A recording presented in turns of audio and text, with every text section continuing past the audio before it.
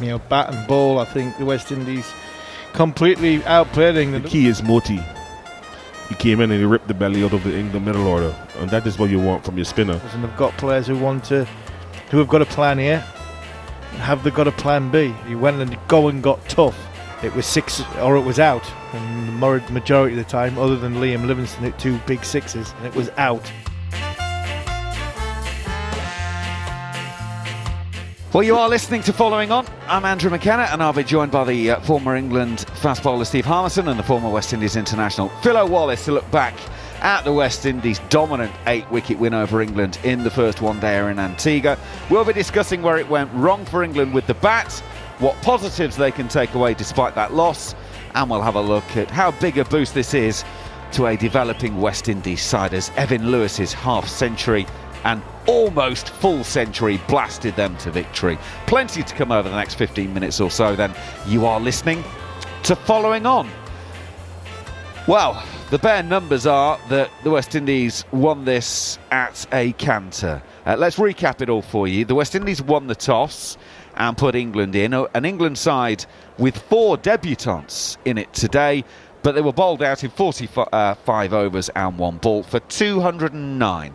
Phil Salt making 18, Will Jacks 19, Jordan Cox 17, Jacob Bethell 27, Liam Livingstone 48, top scored at just under a runnable, 48 from 49 with 3 4s and 2 6s. Sam Curran 37, Dan Mosley 8, Jamie Overson a first ball duck, Adil Rashid 15, Jofra Archer 7, John Turner was 2 not out.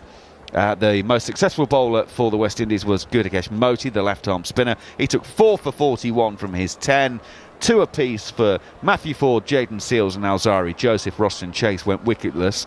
But during the interval, the rain came, and it meant that we had a very delayed start, which although we started with 50 overs aside, we had a second rain interruption for the West Indies, which forced a DLS change that meant 210 got reduced down to 157 from 35 overs, and they did that in just 25 overs and 5 balls. Brandon King and Evan Lewis opened the innings, Brandon King making 30 from 56 before being caught on the boundary by Will Jacks off the bowling of Liam Livingstone in the first over after the second resumption. And then Evan Lewis was trying to bring up 100 in the grand manner, making 94 from 69. He'd already hit 8 sixes. He tried to take on Rashid and was caught by Jacob Bethell on the long off boundary. So that left Casey Carty and Shea Hope to see things through. As I say, Adil Rashid and Liam Livingstone, the only bowlers to take wickets. Rashid finishing with 1 for 50 from 7. Livingstone 1 for 32 from 5 overs and 5 balls. And the West Indies therefore take a 1-0 lead in this 3-match series. Steve Harmison, on the day, on the evening, on the morning, England were just basically outplayed. Yeah, absolutely. Both bat and ball, I think the West Indies completely outplayed England. They won a good toss. I don't think it was that straightforward or that easy to bat on when England came out to bat. I think the ball sat in the pitch. I think it probably needed the moisture to get the ball to come on, but took nothing away. Jayden Seales started very, very well. Matt Ford didn't have the best of starts, but Seales and the 2 spin bowlers, Alzari Joseph, dragged it back, his figures back a bit, but I think all in all, the West Indies put the ball in the right area, asked the right questions of England, and when England got to a position of, I think, when they got stuck, they went for the big shot, and the wicket wasn't conducive to the big shot. And Salt, Jacks, Cox, Bethell especially, all played big shots to get out. When you look at the numbers, I mean, you look at balls faced. Forget irrespective of the score, what they scored. 29, 27, 32, 33, 49 and 56. They're all balls faced for England's top 6. So they're in. They understand the surface and they get the wicket. But unfortunately, when the going got tough and the West Indies put a bit of pressure on the England batters, it was 6 or it was out. And the majority of the time, other than Liam Livingstone hit 2 big sixes, it was the latter, and it was out. And that's the disappointing thing for me, that England, I mean, the hardest part of the game, they just give their wickets away. In fairness, for anyone who hasn't been listening to the whole game or watched it and is just looking at the scorecards, you're thinking, blimey, 209 and the West Indies were cruising. What we need to point out is the pitch was not easy in the first innings to play. It was stodgy. It wasn't coming through. And when the rain got on it, it just sort of juiced up the top and it came onto the bat much nicer. Now, I'm not trying to make excuses for the England players here, but they had the worst of the conditions. They did, and I take what you say on board, but it was more than a 209 pitch. I mean, it was a 250. You're in the game, but you still ran about par. I think a par score was 260. Above par score, anything in excess of 280. 209 gives you absolutely nothing to bowl at, and I think the headline one, and I don't want to single him out, and he was running out of partners, and he's played an innings which on paper looks 37 or 56 in Sam Curran. He's running out of partners, but he gets out with 12, 13 overs to go, batting with Jofra Archer, and you're thinking, do you know what, you could have just kept going, kicked the board over and gone, tried to get to that 43, 44 mark, and if you do end up batting with John Turner, then you can have a go, and he just hits one straight down somebody's throat on the deep. So that, for me, just said everything about that innings. Philo, let's be positive, though, from a West Indian point of view. A good performance from them. They'll be very happy with pretty much all aspects of the play. And it now means they've won 4 of the last 5 one-day internationals that they played against England in the Caribbean. They certainly were the better side and performed much better today. Yeah, well, obviously, coming out of Sri Lanka, there would have been a lot of negatives and a few positives. And one of the positives coming out of Sri Lanka was Evan Lewis scoring that 100 in the final one-day international, and Rutherford as well, getting another half-century. And then today, you saw with the run chase, I thought that when the rain came down onto the surface, yes, it made it a lot better and easier for batting, and particularly the West Indian batters at the top, Brandon King and Evan Lewis, they like the ball coming on to them. They weathered the storm with the England's opening pair of Archer and Turner, bowled some good balls, but in bowling good balls, they didn't pick up wickets. And once you survive those good balls as an opener, you know that you stand a chance to really cash in. And obviously Lewis continuing his good form, hitting the ball to all parts of the ground with a lot of power and authority. And obviously he and King put on a 100-run partnership, and that really laid the foundation for hope and Casey Carty to just come and put the icing on the cake. So this has been a big win for West Indies. It's a good moral booster for them as well on the back of the Sri Lankan series, and to start with a victory in a 3 ODI series against England, who they seem to have the boogie.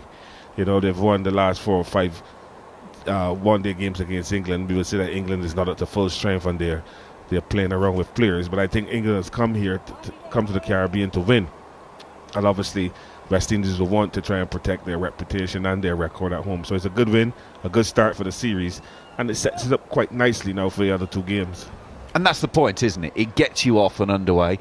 You know, you basically got to, you almost try to have to lose this series from here, 1 up with only 2 to play. If you play anything like, you're in, you know, there you are, you've got yourself a series win. Yeah, I mean, I also have to remember that even in the T20 series against Sri Lanka, West Indies won the first game, and then Sri Lanka obviously came back and won it 2-1. So that will be in the back of their minds. Mind you, West Indies are playing at home. They might play on the same surface on Saturday, and then they go to Barbados for the final game on Wednesday. But obviously they need to take all the positives from this game. I thought that they bowled well. There were some lapses in the field, but the lapses did not cost a lot. And obviously they will have to buckle up a bit more in their fielding. And Alzari Joseph didn't start well, but he came back and realized if he bowled full and straight, he'll get wickets. And he picked up some wickets, 2 wickets, which would give him a big boost. You know, and Matthew Ford obviously continues to improve and gain knowledge and experience. But the key is Moti. He came in and he ripped the belly out of the England middle order, and that is what you want from your spinner. Ralston Chase was not that effective, but obviously he held his own. But when you look at it, Moti is the bowler who would have really ripped the heart out of the England middle order and set up West Indies to chase a very low total at the end of the Duckworth-Lewis calculation. So, Harmy, England have to win both games that are left. Throwing it ahead to Saturday's game. Now, it is a day game. We know that they've got a squad of 16, so changes are likely. I mean, realistically, we're not expecting to see Jofra Archer in that because they manage his workload, and I can't see him playing 2 games in Antigua and not playing in Barbados, bearing in mind that's his home, so I would expect him to rest on Saturday. From what you've seen today, what potentially do you think they might be thinking in terms of other changes? Possibly John Turner. I think they have to look after his body. So the simple options would be Saki Mahmood and Reece Topley to come in for the 2 opening bowlers. They're natural changes. I don't see them changing. I think Goffey was mentioning, what more do we need to learn about Adil Rashid? But I think we need Adil Rashid to hold the unit together. So I don't see that one being a change. Simply the top 6 will be the top 6 because there's nobody else. Michael Pepper could potentially stake a claim for one of the top order players, but I think the top 7 will be the same, and it wouldn't surprise me at the weekend if we have just the 2 changes. We'll see Saki Mahmood come in for John Turner and Reece Topley come in for Jofra Archer. I would, like Pakistan, like Multan, I'd go and play on the same pitch. I really would. I'd go and play the same pitch in a day game and say, England have got players who just want to hit the ball for 6s and 4s, and they've got players who have got a plan A. Have they got a plan B? Really, have England got a plan B, which is to old-fashioned ODI cricket, to somehow get themselves to 275 on a wicket, which is sitting in. It's a day game, so it's going to be both sides is going to be playing on a pitch which is slow and low and very, very difficult to time, and you're not always feel as if you're going to be in, so you're going to have to work hard to earn the right to score runs, like what Evan Lewis did.